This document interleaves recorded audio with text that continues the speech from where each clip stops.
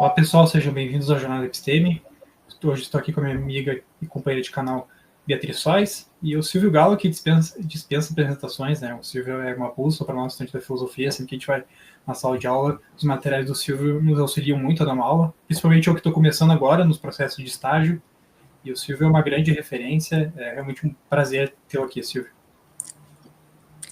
Prazer é meu estar aqui com vocês. Obrigado pelo convite. Silvio, gostaria de fazer uma pergunta para o senhor. O que te fez cantar pela filosofia? Quais foram as razões que fizeram estudar filosofia? Qual é o papel que a filosofia tem na sua vida? Assim, gostaria de começar com essa questão, principalmente num grande filósofo que nem o senhor.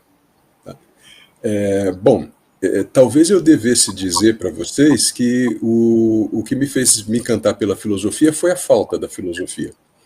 Porque eu nunca estudei filosofia na educação básica, a minha formação foi toda durante a ditadura militar.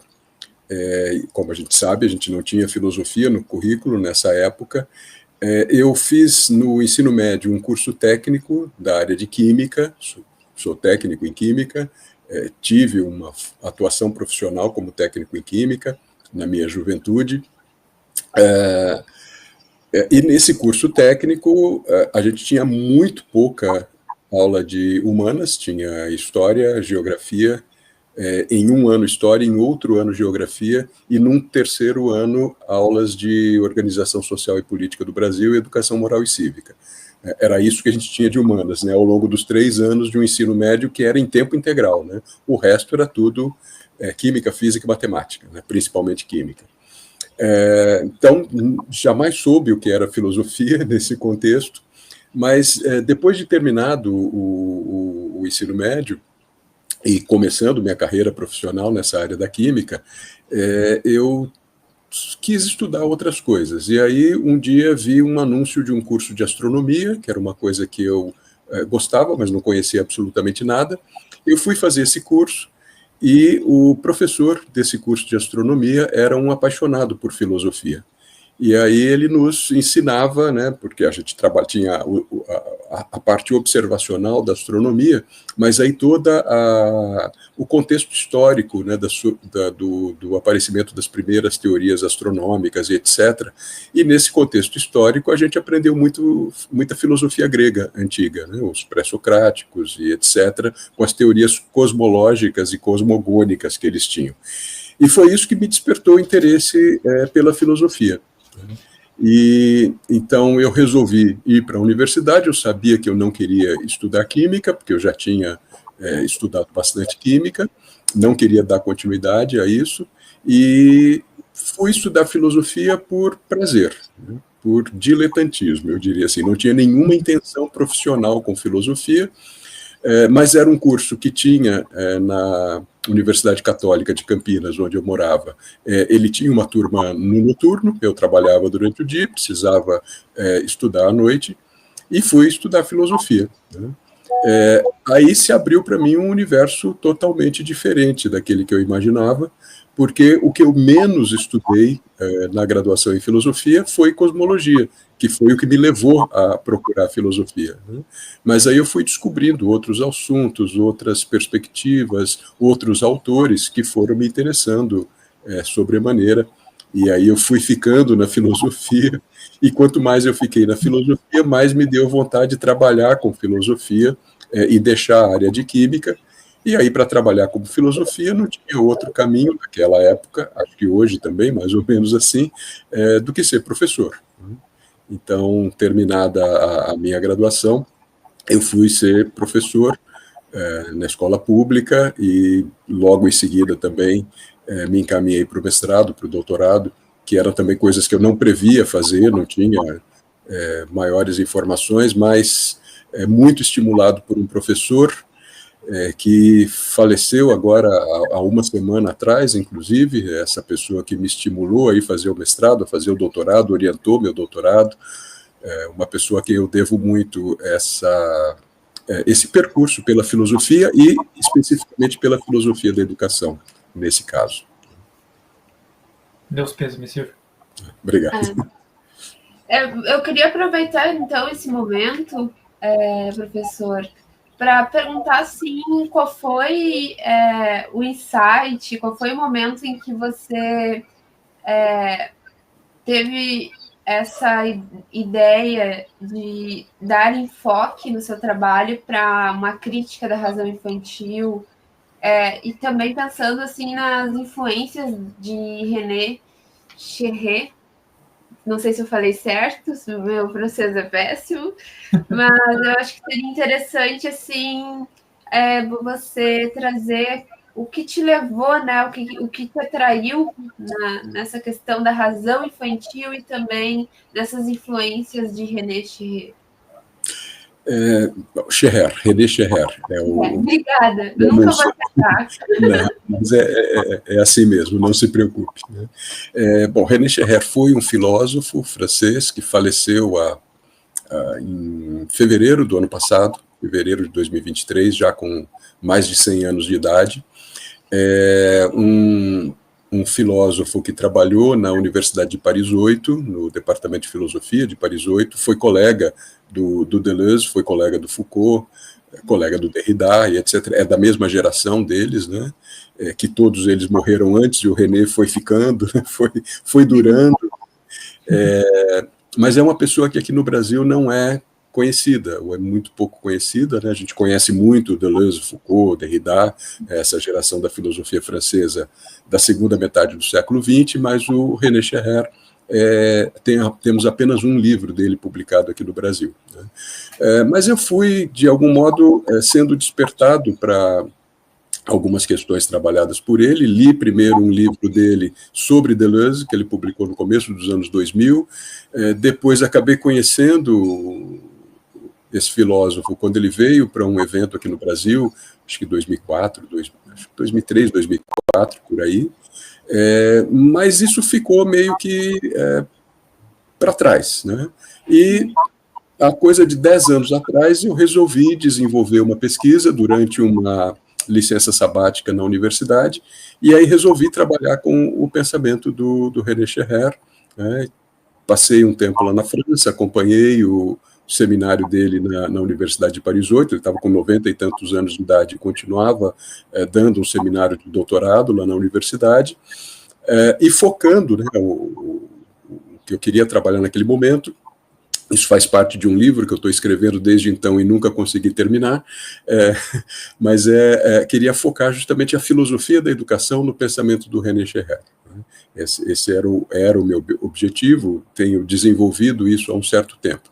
Mas um tema central no pensamento dele foi o tema da infância, e aí eu me aproximei justamente desse tema da infância por conta da tese que o René Chérret desenvolve, que eu acho extremamente interessante, que é a ideia de que a infância é uma invenção dos adultos, é uma invenção do século das luzes, do século XVIII, e, portanto, né, ele se diferencia um pouco de um outro pesquisador francês, o Philippe Arrier, que é bastante conhecido, historiador, que fala sobre a descoberta da infância num determinado período da modernidade, né? E a tese do René Chérret me parece uma tese mais intensa e mais profunda, porque ele substitui a ideia de uma descoberta da infância por uma invenção. Né? Se a gente diz que a infância foi descoberta, isso significa que ela estava aí e a gente não via, né? E num determinado momento descobriu. Mas quando a gente diz que ela foi inventada, a história é outra, né? Não existia a infância e passou a existir a infância como um conceito inventado pelos adultos. Né? Um conceito que serve, então, para que a gente entenda e compreenda as crianças. Né? O conceito de infância é um conceito que vai se direcionar para as crianças, né? Para a compreensão das crianças. E a partir disso, então, eu fui desenvolvendo essas ideias, estudando a obra do René Chérret, estudando a obra de um pensador francês do começo do século XIX, o Charles Fourier, que é a grande inspiração do René Chérret, e descobrindo algumas coisas muito interessantes na perspectiva daquilo que a gente poderia chamar de uma filosofia da infância. E disso surgiu esse projeto que eu estou desenvolvendo atualmente, que deve ainda durar mais um pouquinho, devo seguir com ele até 2027, pelo cronograma que eu tenho, e que vem, então, fundamentalmente dessa inspiração do René Scherrer, de perseguir essa perspectiva de uma invenção da infância com o René Scherrer, mas também dialogando com outros autores, dialogando, por exemplo, com Foucault, que quando estuda a temática da governamentalidade, das artes de governo, ele vai dizer que essas artes de governo começaram a ser exercitadas, sobretudo a partir do século XVI, e uma das formas de governo que aparece no século XVI é o governo das crianças. É a concepção da educação como um governo das crianças, né? Se percebe que era preciso direcionar a formação das crianças. Então, nesse meu projeto, eu venho estudando autores sob essa inspiração do Foucault desde o século XVI, então, com o Erasmo de Roterdã, por exemplo, que escreveu sobre como tratar as crianças, como lidar com as crianças, com o próprio Michel de Montaigne, que é o autor que o Foucault utiliza para falar desse aparecimento de um governo das crianças, né?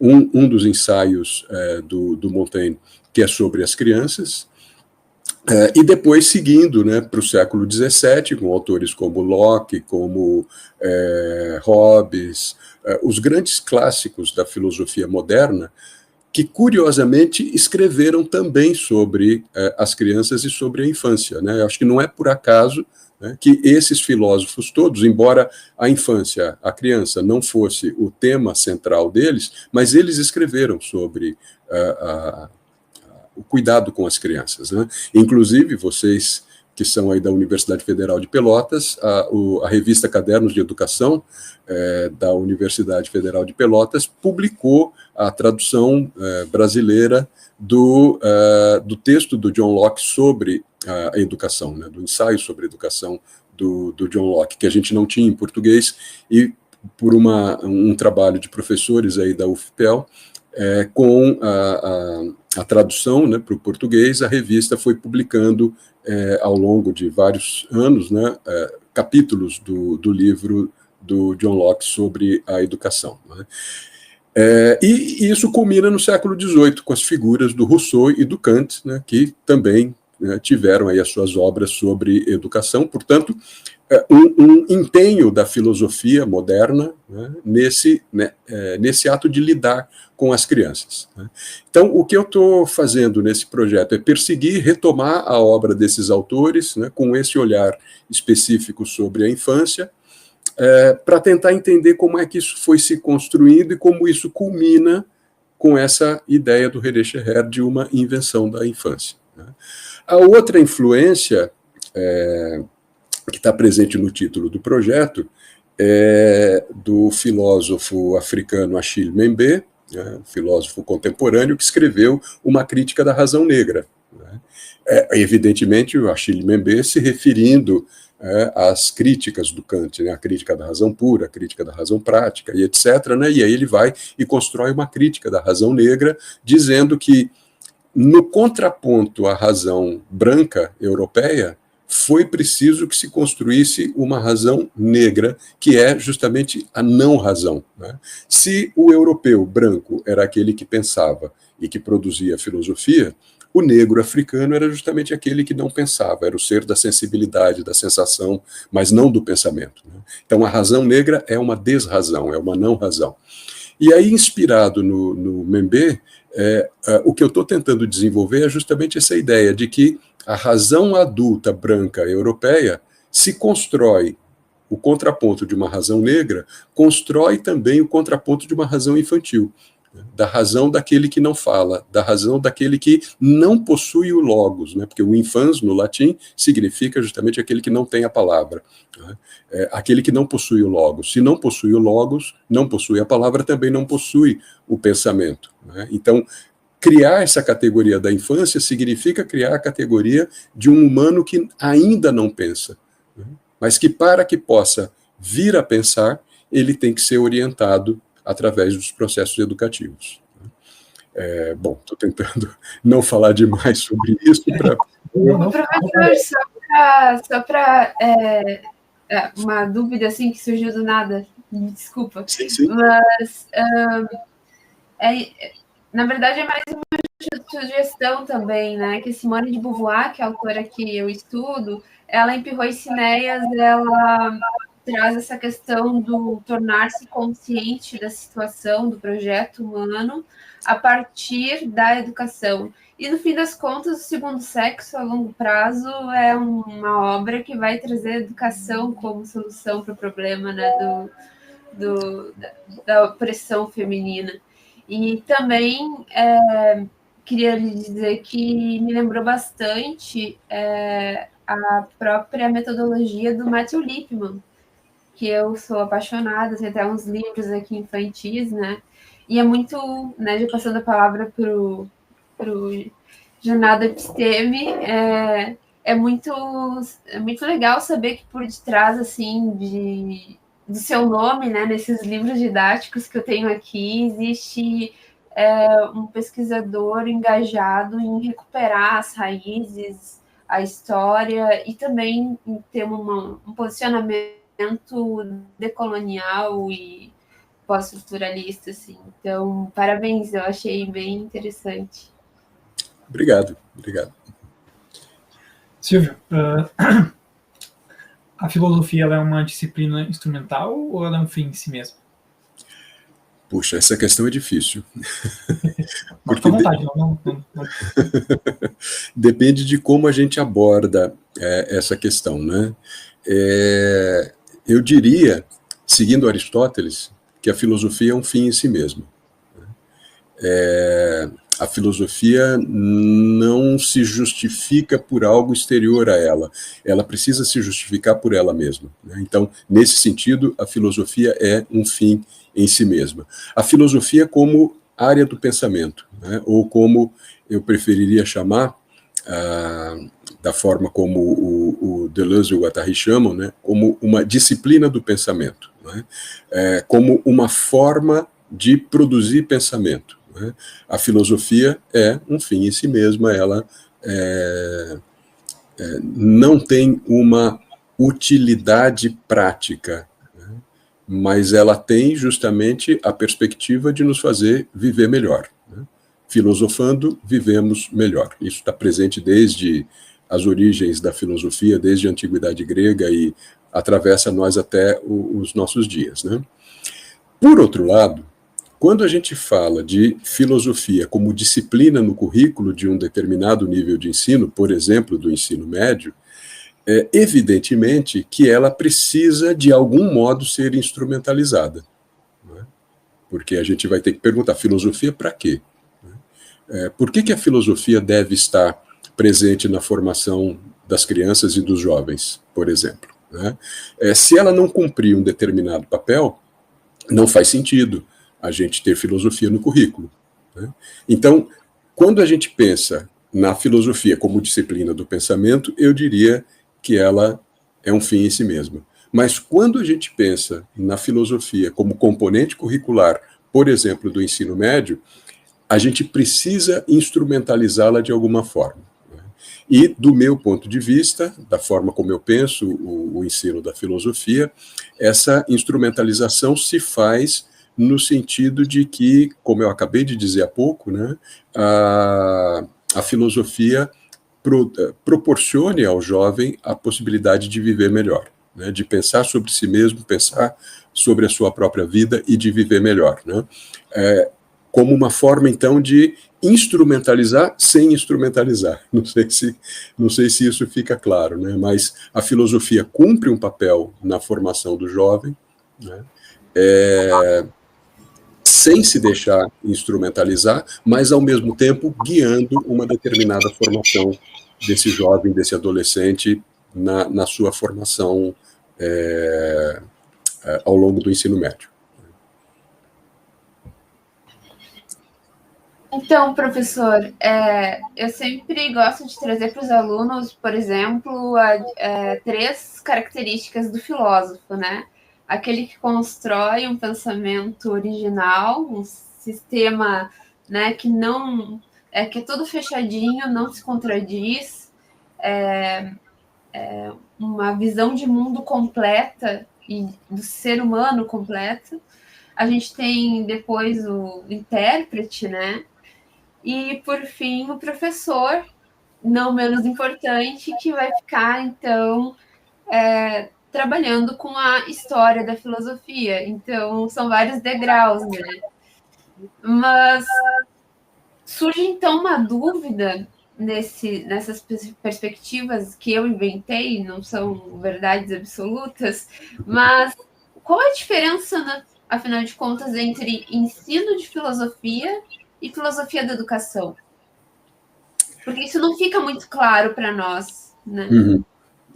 Olha, eu acho que são dois campos distintos, independentes, absolutamente independentes entre si. Eu posso me dedicar à filosofia da educação e não me dedicar ao ensino de filosofia, e vice-versa. Mas são dois campos que também, muitas vezes, se atravessam. Um atravessa o outro e provoca, muitas vezes, essa confusão. As pessoas falarem de ensino de filosofia achando que estão falando de filosofia da educação, ou o contrário também. Tentando ajudar um pouco nessa distinção, eu diria que a filosofia da educação é um dos capítulos da filosofia, digamos assim, é uma das áreas da filosofia, né? É uma prática filosófica que vai se construir em torno de problemas educativos. Eu concordo com a perspectiva posta pelo Gilles Deleuze de que a filosofia parte sempre de problemas, né?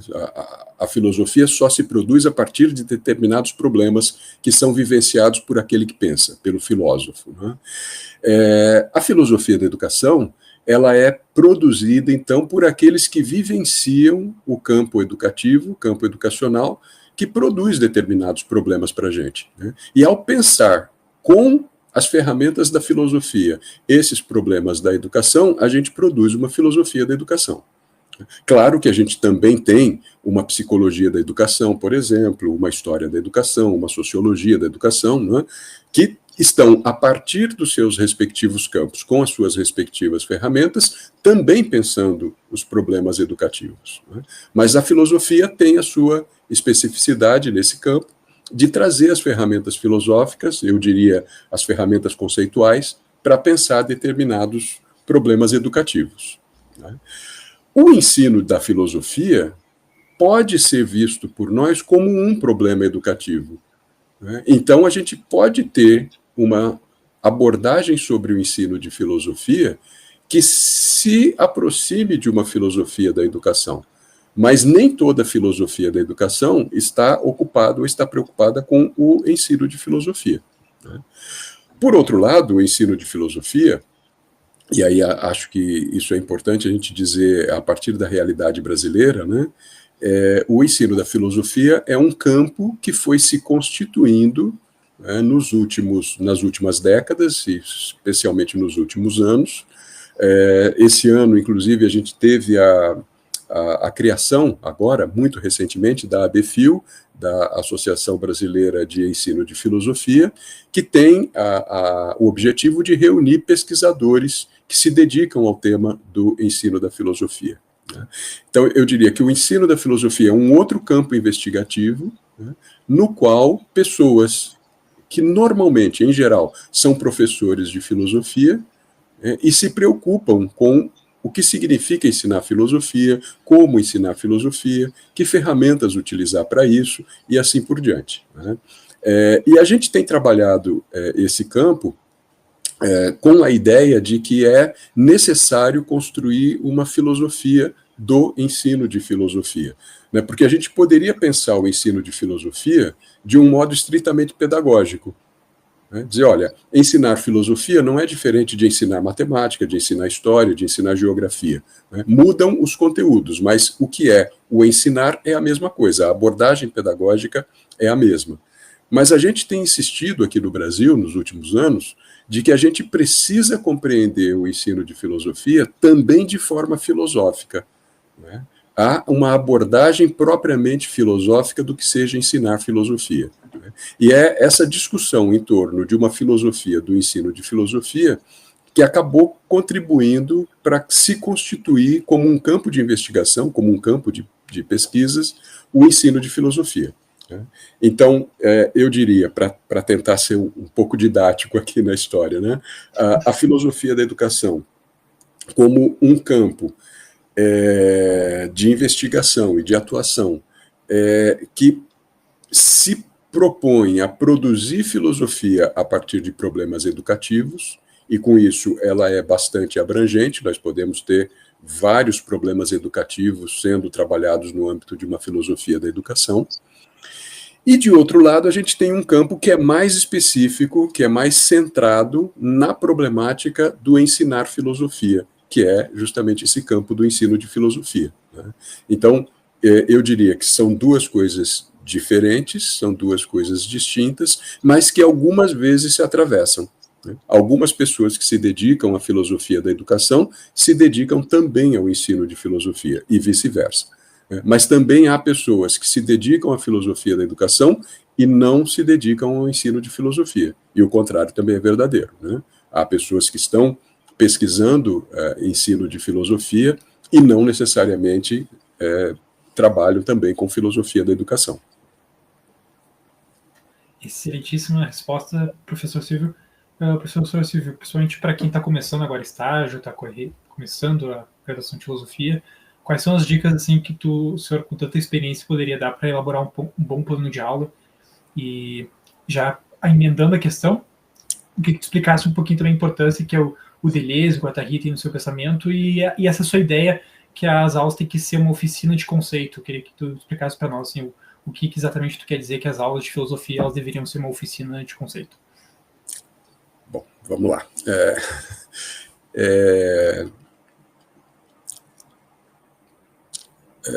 Bom, o Deleuze e o Guattari são...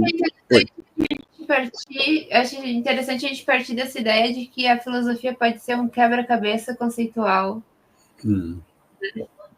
Também. Então, para dar um empurrão. E quebra muito a nossa cabeça, né? Sim.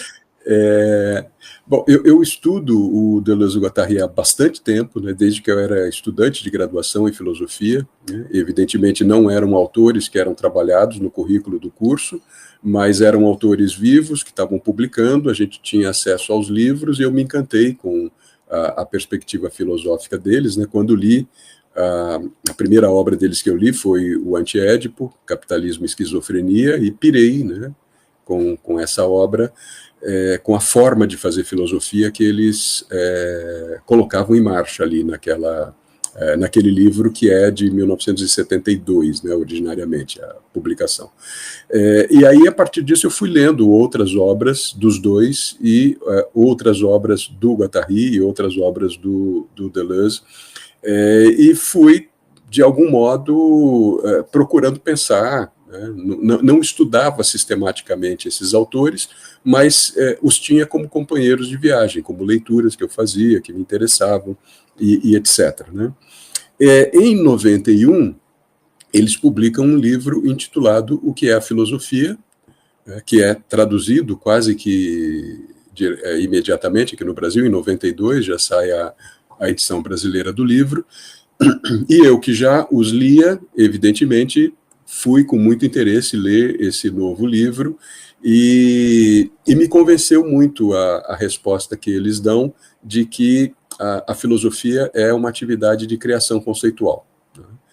A compreensão de que a filosofia é uma atividade de criação conceitual, o que é muito simples e muito complexo ao mesmo tempo, né? Porque a gente consegue definir em uma frase, a filosofia consiste na atividade de criar conceitos, mas aí eles próprios escrevem quase 300 páginas para tentar explicar o que significa isso, né? Então, a gente pode entender de um modo muito simples, mas também pode complexificar bastante, né, essa afirmação de que a filosofia consiste em criar conceitos.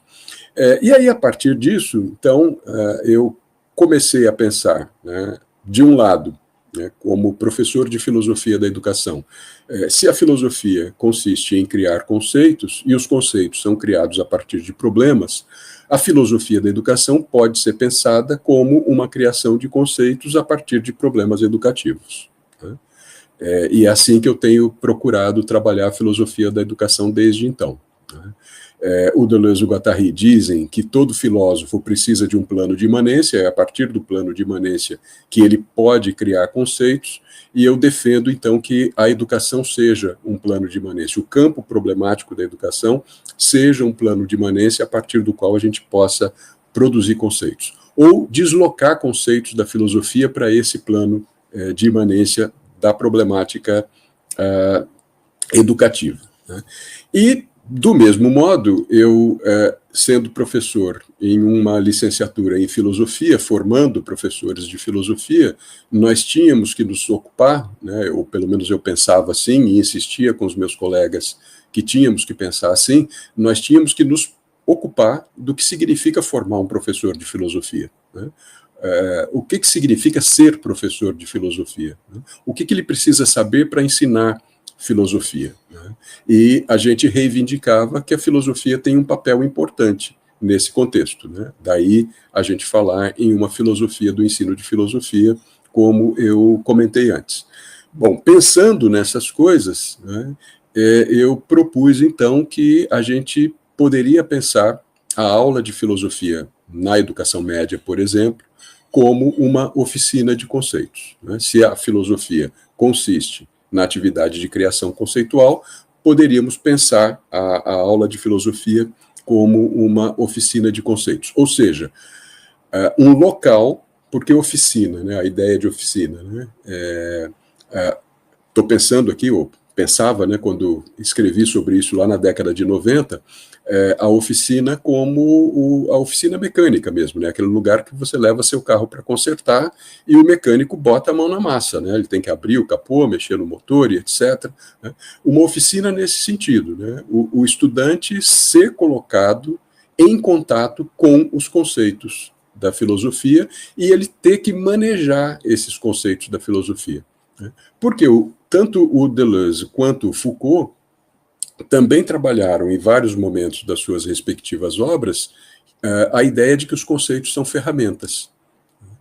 Os conceitos são coisas, são instrumentos que nós usamos para pensar. Então, quando eu tomo o conceito de um determinado filósofo, eu uso esse conceito como ferramenta, como instrumento para pensar, né?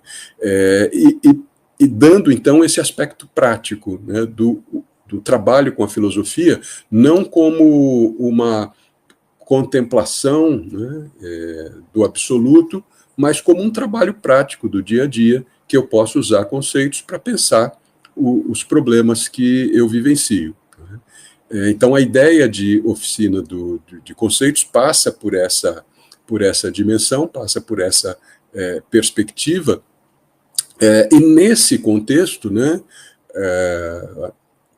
quando vocês perguntavam em torno de dicas para se preparar um plano de aula, né, eu tenho sempre muita dificuldade de responder esse tipo de pergunta, porque eu acho que isso depende muito do contexto no qual cada um atua, né? Não dá para a gente pensar um plano de aula no geral, né? Escrever um livro didático, por exemplo, é uma coisa extremamente complicada, né? Porque você faz um livro didático que pode ser usado no Brasil inteiro, e são realidades muito diferentes, né? Então, você tem que ter um material que permita múltiplos e distintos usos, né, por cada professor no seu determinado contexto, né? E aí me incomoda muito, né, quando as editoras, por exemplo, pedem que você desenvolva planos de aula para ajudar o professor, né, para inserir no livro, para ajudar o professor no seu trabalho cotidiano. Porque eu acho que esse trabalho da construção do plano de aula precisa ser um trabalho do professor. Aí tudo bem, vocês não estão me pedindo que mostre planos de aula, que indique planos de aula, mas dicas, né, para a construção.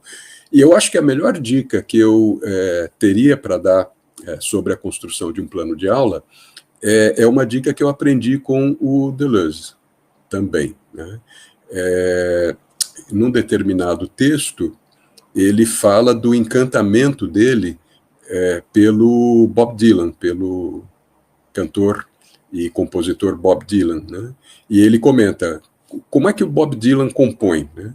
E o próprio Bob Dylan comenta, né, afirma que ele anda pela rua, ele vive e ele vai tendo experiências e ele vai juntando essas experiências, e essas experiências que ele vai juntando, num determinado momento, ele compõe, ele produz uma música, produz um poema e assim por diante, né? E o Deleuze comenta algo assim, né? Como professor, eu gostaria de dar uma aula como Bob Dylan compõe uma canção, né? Então, eu acho que a melhor dica para um professor de filosofia é que ele precisa construir um arsenal, né, de elementos que ele vai reunindo ao longo da sua vida, das suas experiências, de coisas que funcionam, de coisas que não funcionam, de materiais que podem parecer interessantes. Então, ele ouve uma música e ele fala, opa, isso aqui pode me ajudar a despertar o interesse da turma, traz isso para o contexto. Ele assiste um filme ou uma série, ele vê uma cena que pode ajudar, ele traz isso, ele lê um texto que ele também vai recolhendo essas coisas, né? E eu acho que, então, construir um plano de aula é como você construir uma espécie de arsenal ou de ferramental mesmo, para dizer assim, né? Aquelas oficinas mecânicas que você entra e o cara tem na parede um monte de ferramentas, né? Que ele pode passar, às vezes, muito tempo sem usar uma determinada ferramenta que está lá, porque ele não precisa dela, mas um dia ele pode precisar daquela ferramenta, né? Eu acho que nós, professores de filosofia, também somos um pouco assim, né? A gente constrói um instrumental, um ferramental, ou um arsenal, né, dependendo de como a gente quiser chamar, e aí a gente vai mobilizando essas coisas para situações específicas de sala de aula, né? Que às vezes você constrói um plano de aula que funciona muito bem numa turma e não funciona bem na turma seguinte, na qual você dá aula na mesma escola, por exemplo, né? E aí você tem que adaptar, você tem que ter repertório para poder adaptar, né? Então, não sei se isso responde a pergunta, mas eu acho que é um pouco por aí, né? Essa abertura que o professor precisa ter, um referencial, um instrumental, mas uma abertura para ele poder usar isso de acordo com a necessidade de cada turma, de cada sala de aula, de cada momento e de cada contexto no qual ele atua.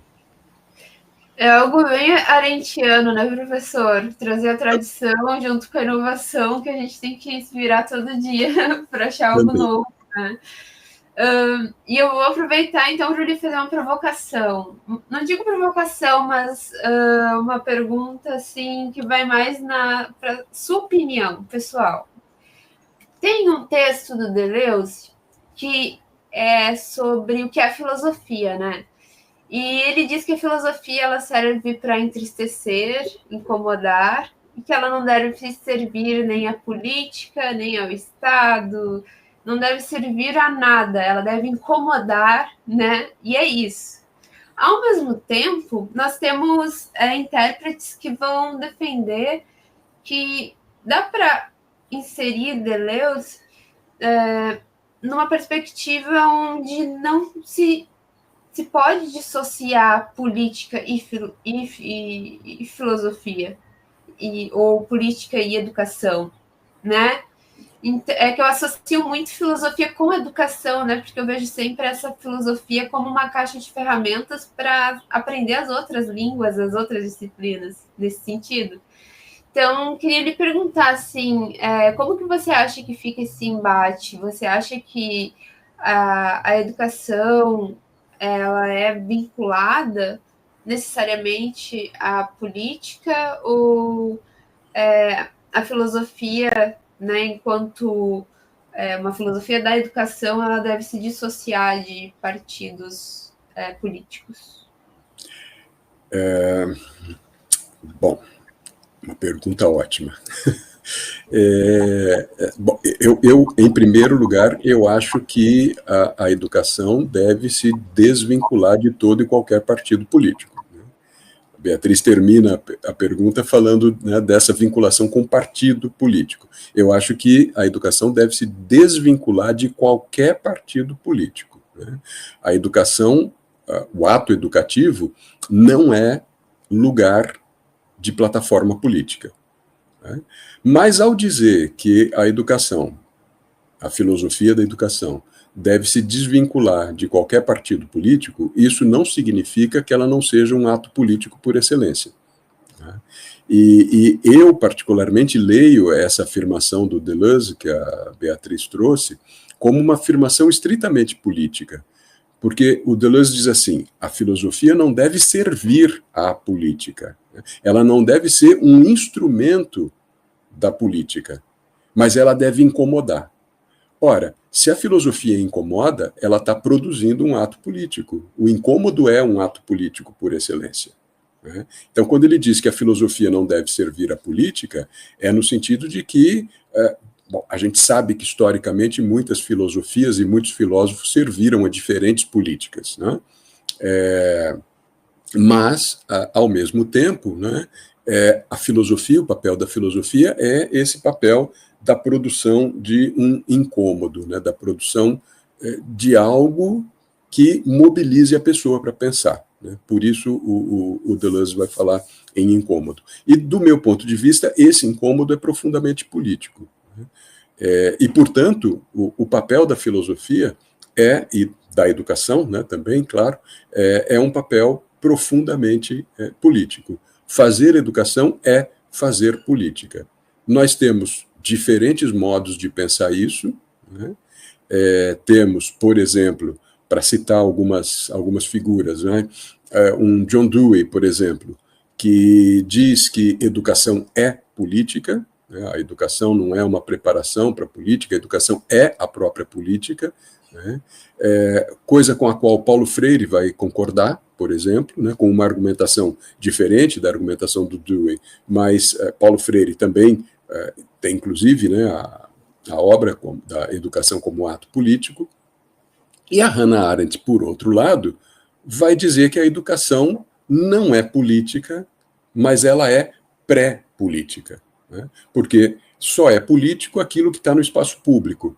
E a educação está justamente num entre espaços, entre o espaço privado, o espaço da casa, e o espaço público, o espaço da cidade. A educação está justamente nesse entre espaços que faz a transição de um lugar para o outro. E por isso, para Hannah Arendt, a educação não pode ser um espaço político por excelência, né? Ela é um espaço pré-político. Mas dizer que a educação, no pensamento da Hannah Arendt, né, dizer que a educação é um espaço pré-político é uma afirmação política. Porque sem educação, sem o processo educativo, sem o processo da formação educativa, as crianças não vão ter depois acesso ao mundo da política. Então, eu diria que, em que pese nós termos diferentes modos de compreender essa questão, a educação é um ato político necessariamente. Professor, só aproveitando, assim, achei genial a sua exposição. Eu me lembrei, assim, da preocupação arendtiana de, ao mesmo tempo, de deixar um mundo bom para as crianças, né? Também ter essa preocupação de trazer o que é importante, os valores, uma espécie de ethos, né, que depois a gente vai ver que se divide entre ética e moral para esses indivíduos. Uma tomada de consciência. É como se fosse uma espécie de modo de vida e ética das virtudes misturado nesse processo de aprendizagem, né, de se tornar um ser pensante e capaz de deliberar, por assim dizer. Então, eu acho que você tá num caminho muito, muito interessante no sentido de... vou fazer vários elogios no vídeo, né? Mas no caminho muito interessante, assim, de mostrar que entre a filosofia e a política a gente tem um ethos, né? A gente tem um momento de tomada de consciência, a gente tem um aprendizado e as pessoas esqueceram disso. Então, muito legal. Jornada Episteme. Obrigado. Silvio, de modo sintético, assim, quais são as principais teorias pedagógicas, e eu gostaria que tu explicasse um pouquinho também sobre a tua pedagogia libertária.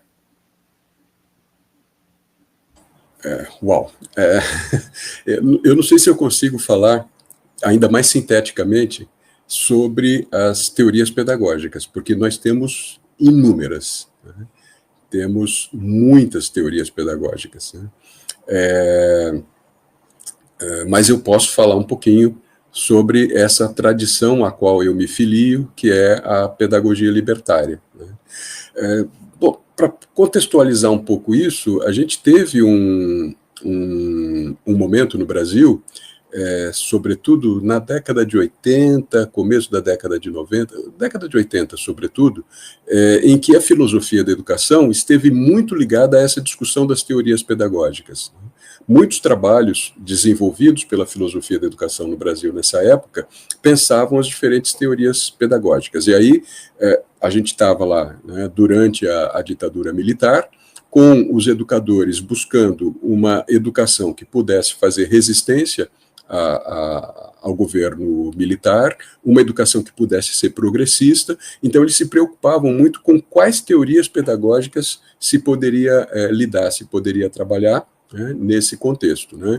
E aí algumas classificações foram feitas, né? Então, por exemplo, de teorias não críticas da educação, essa é uma formulação que especialmente o Demerval Saviani desenvolveu lá na década de 80, né?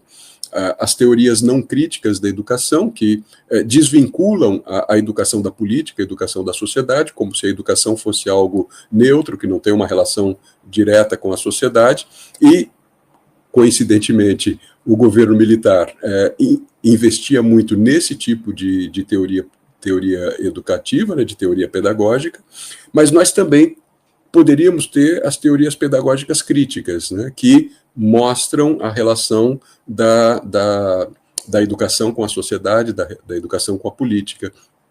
E no meio termo dessas duas, das teorias não críticas e das teorias críticas, o Saviani falava também das teorias crítico-reprodutivistas, que ele via, por exemplo, no pensamento do filósofo Louis Althusser, né, que escreveu lá no final dos anos 70, o começo dos anos 70, o livro sobre os aparelhos ideológicos de Estado, no qual ele afirmava que a escola é um dos aparelhos ideológicos do Estado responsáveis pela reprodução das questões que implicam, né, que importam para o Estado, né? Então, a escola é um lugar reprodutivista, né?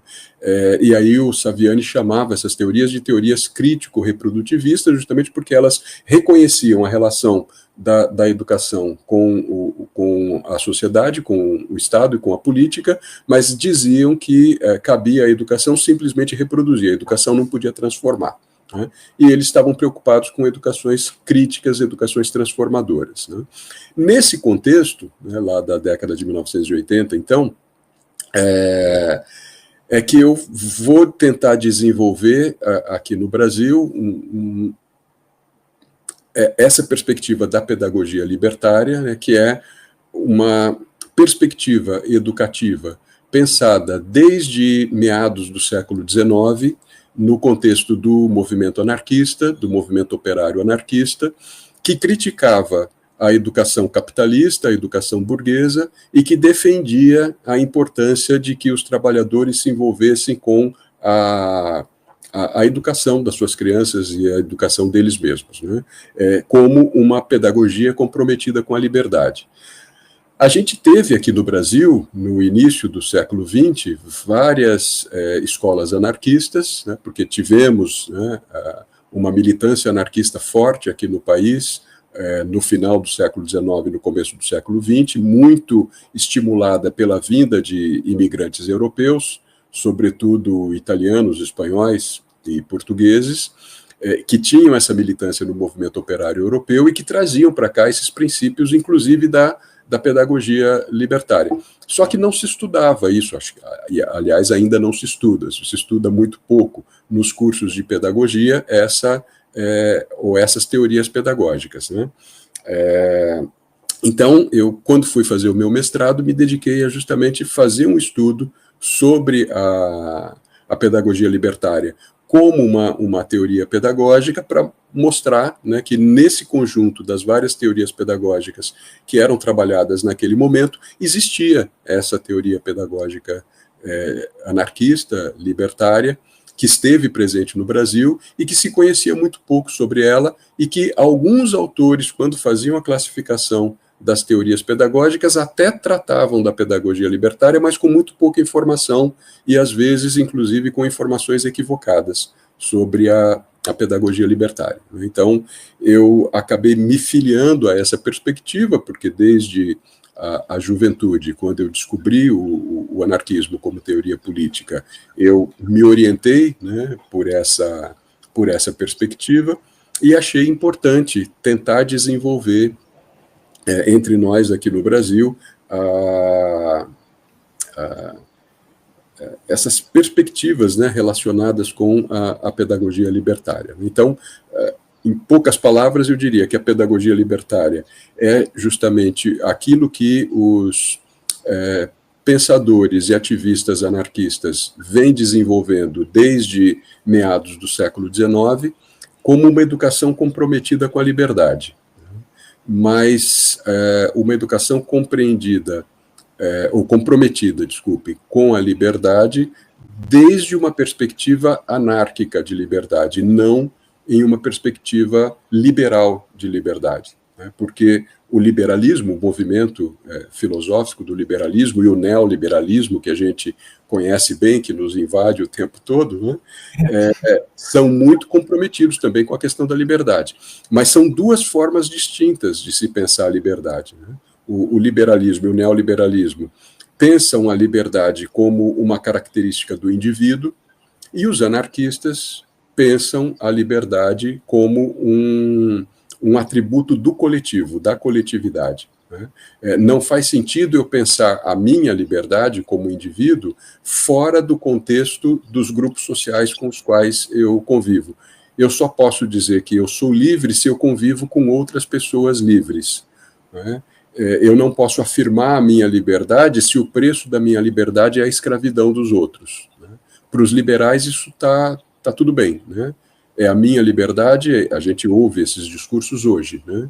É a minha liberdade que importa, e não importa se para afirmar a minha liberdade eu passe por cima do outro, eu mate o outro e assim por diante. Enquanto que os anarquistas vão pensar a liberdade nesse conjunto social, né? E só faz sentido pensar a liberdade se todos formos livres, né? E aí como viver em liberdade, todos nós livres, vivendo em liberdade, sem que uns atravessem as liberdades dos outros, né? Como é que a gente pode fazer com que a liberdade de um confirme e multiplique a liberdade do outro e não atrapalhe a liberdade do outro, né? E a pedagogia libertária, a pedagogia anarquista, tenta desenvolver justamente esse tipo de questão, pensando como a organização do processo educativo precisa se fazer para que as crianças, pouco a pouco, possam aprender a viver em liberdade e conquistar coletivamente a liberdade, né? Não partindo do princípio de que a liberdade é um dom natural, né, como Rousseau, por exemplo, defendia no século XVIII, né, o homem nasce livre, mas a sociedade o aprisiona, né? A liberdade é um dom de Deus para os seres humanos, mas os anarquistas pensando que a liberdade é uma construção humana, é uma conquista humana que só se faz coletivamente, que não se faz sem o outro, né, mas sempre na relação com os outros. Excelente exposição, Silvio. Tu até respondeste a minha pergunta, que eu ia pedir para tu explicar um pouquinho o que é o anarquismo, porque as pessoas têm uma visão, de certa forma, hobbesiana, assim, que o anarquismo é uma confusão, que as pessoas têm uma visão muito equivocada do anarquismo, e tu já respondeste brilhantemente a dicotomia entre liberalismo e anarquismo, e o próprio David Cambier, não sei se assim se fala, né, que ele fala que o anarquismo ele defende, na verdade, uma democracia radical, né? Uhum. Que a gente, quando a gente pensa em democracia, a gente sempre pensa muito na concepção liberal de democracia. Uhum. Bom, Silvio, para terminar, queria que tu contasse para nós, assim, uma experiência pessoal sua, se tu se sente confortável, é claro, de como professor, assim, uma história, assim, tua, que te comoveu, que tu pensou, que bom que eu sou professor, desculpa a expressão gaúcha, que bom que eu sou professor. Eu acho que seria legal. Eu acho que seria legal, assim, sabe quando a gente tem um sentimento que é quase impossível de transpor em palavras, Vibe Zaratustra ou Filosofia do Acontecimento, do Deleuze, né, que tem autores que a gente lê, né, da tradição, que a gente nunca mais consegue ler a tradição da mesma forma. Para mim, Deleuze foi um deles. E eu acho que a questão é exatamente quais foram os momentos, ou o maior momento, assim, que você pensou, nossa, esse meu trabalho ele é libertário, eu estou me engajando em algo proveitoso para quem vier depois de mim. Puxa, é muito difícil. É muito difícil falar disso, porque são 30 e tantos anos de atividade como professor, quase 40 anos de carreira docente, e aí foram muitos momentos marcantes na minha vida. Eu não sei se eu saberia escolher um, né? Mas eu talvez possa falar de alguns elementos mais gerais, né? Uma coisa que me encanta muito na educação, e eu sempre dizia isso para os meus alunos, é que o interessante na educação é que nós encontramos pessoas. E a cada ano nós encontramos pessoas diferentes, ou, no meu caso, que fui professor universitário a maior parte do tempo, a cada semestre a gente conhece pessoas diferentes, né? A gente conhece novas pessoas, a gente conhece pessoas interessantes, né? Nem todas, claro, né? Mas a gente conhece muitas pessoas interessantes, a gente conhece pessoas que se tornam amigas, muitas vezes, né? Eu me relaciono com pessoas hoje, tenho amizade com pessoas que foram alunos há muito tempo atrás, né? E acho que esse é o ponto mais interessante da educação, né? Essa possibilidade de encontros e essa transformação a cada período, né? A cada semestre, a cada ano, dependendo das turmas com as quais a gente trabalha, né? Com as quais a gente trabalha. E bem, acho que é isso que nos encanta sermos professores, ainda que as dificuldades sejam sempre muitas, né? Todo mundo sabe que não é simples ser professor nesse país, nos seus mais variados campos, né? Nos seus mais variados níveis também, né? Cada nível de ensino, educação infantil, ensino fundamental, ensino médio, ensino superior, cada um tem as suas próprias dificuldades. São diferentes entre si, mas cada um tem as suas próprias dificuldades, né? E, pois não, Beatriz, diga. Não, eu queria, já que o senhor aproveitasse e trouxesse a sua crítica à BNCC, né? Porque eu vi que você fez alguns comentários sobre o que seria problemático com essa reforma da educação. Eu dei aula em Santa Catarina por 2 anos já, com aulas de projetos de vida, etc. E eu percebi, assim, na pele como foi problemático. Eu queria saber, assim, de uma pessoa que é especialista nisso, aproveitando o momento, né, o que há de problemático nessa reforma, ao seu ver. Eu acho que não tem como não fazer essa questão nesse momento. E aí não tem como não responder, né? Mas vamos lá.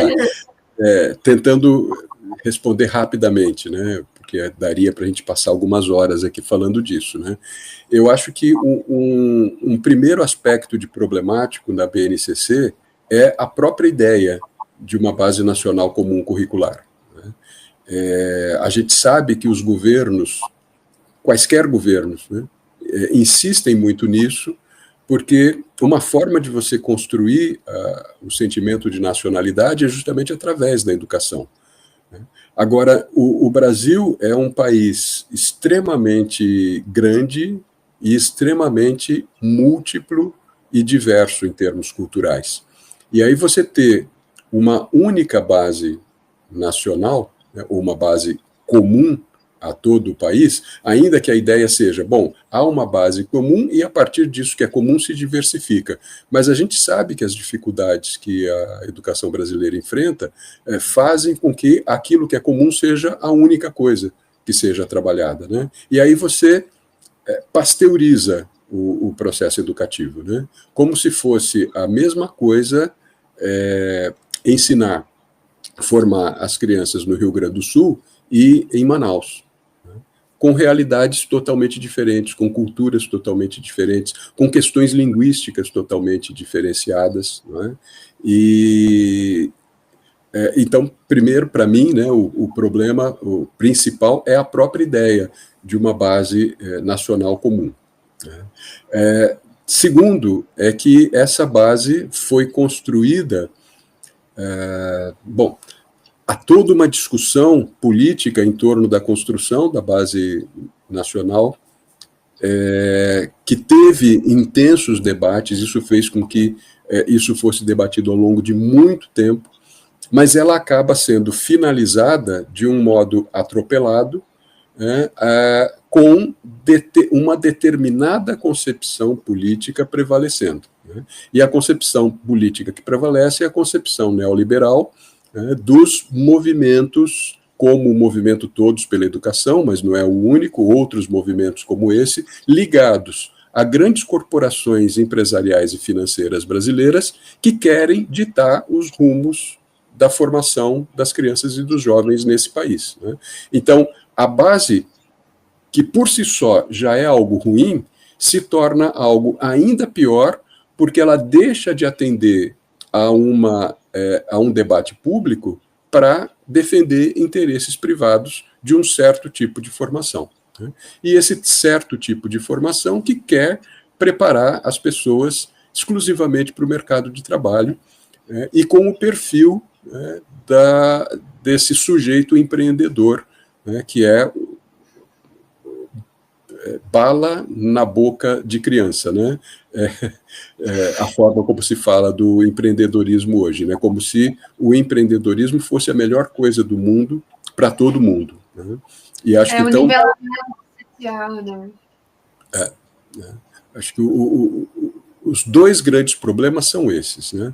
Claro que aí a gente poderia dizer para nós, no campo da filosofia, que a base chega atropelando um movimento amplo que a gente teve para conquistar um espaço para a filosofia nos currículos, né? E que isso se aprova só em 2008, né? E em 2018, com a BNCC, isso é revogado. Né? Esse espaço que se aprovou para a filosofia e para a sociologia durou 10 anos. E não durou 10 anos, porque foi aprovado em 2008, mas até ser implantado levou um tempo para isso ser implantado. Né? Então a gente não conseguiu ter nem 10 anos de implantação efetiva do espaço da filosofia e da sociologia como disciplinas obrigatórias. Isso não foi E a filosofia tem sido retirada, né, do currículo, porque você tem no primeiro ano do ensino médio 2 aulas por semana de filosofia, depois você não vai ter nenhuma no terceiro ano. Então, aí entra o papel, né, dos projetos, por exemplo, o projeto de vida, que os alunos não sentem assim que deveriam estar ali. Então, parece às vezes que é uma forma de implicitamente nos deixar de lado, mas dizendo, ó, um biscoitinho aí para vocês vão continuar dando aula e é isso. Sim, sim, sim. Esse é o grande problema, né? E essa ideia de projeto de vida que é uma excrescência também, né? Como se nós fôssemos capazes de projetar as nossas vidas, né? Nós até podemos projetar, mas a gente não tem como combinar com a vida, né? Que ela seja assim, né?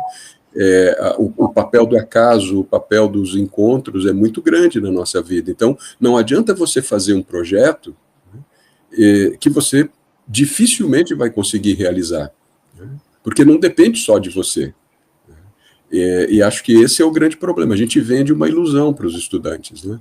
E o mais importante, se a gente está falando de escolas de periferia, com estudantes pobres, e você diz, olha, faça o seu projeto de vida, porque você vai conseguir realizar esse projeto, é uma tremenda sacanagem com o estudante, né? Porque a maioria das vezes ele não vai conseguir realizar isso que ele gostaria de fazer, né? Então, sim, acho que é importante que os jovens, as crianças, pensem sobre as suas vidas, pensem sobre as coisas que eles gostariam de fazer, o que eles gostariam de construir, mas a gente não pode vender para eles essa ilusão de que o que é projetado será construído, né? Porque são muitas as interferências que isso vai sofrer. Né? Silvio, muitíssimo obrigado pela sua vinda, foi uma honra com o senhor. Excelente explanação. Eu fiquei ainda mais admirado depois de entrevistá-lo. Realmente falaste muito bem. Parabéns. E Bia, gostaria de fazer algumas palavras finais? Sim, eu queria imensamente agradecer ao professor Silvio. Eu vou falar para todo mundo, todo dia, que eu encontrar na rua, eu participei de uma entrevista com o professor Silvio Galo. É um prazer estar aqui com você, sou chat mesmo, de quem eu admiro. Eu, por 2 anos, assim, abri livros didáticos que você escreveu todos os dias, então nunca imaginei que eu ia estar aqui, por isso também agradeço ao José, né, que está com uma parceria comigo, mas é ele que está engajado, assim, em trazer grandes nomes, né, grandes influências, no melhor dos sentidos possíveis, para estar dialogando com a gente. Então, muito obrigada, José. Muito obrigada, professor Silvio. É uma honra estar aqui com vocês. A filosofia vai superar os coaching. Agradeço a vocês, foi também um prazer poder passar esse tempo conversando com vocês. Claro que a gente poderia conversar muito mais tempo, né? Mas foi muito agradável podermos conversar aqui. E eu espero que tenha contribuído de alguma maneira para esse projeto. Desejo muito sucesso e vida longa para o canal, e que vocês consigam construir juntos aí muita coisa interessante, usando justamente essa linguagem que a gente sabe que é cada vez mais importante na formação, né? E que pode ser um apoio muito importante na formação de muita gente. Então, sucesso para vocês e que tudo corra muito bem. Muito obrigado, Silvio. Muito obrigada, professor.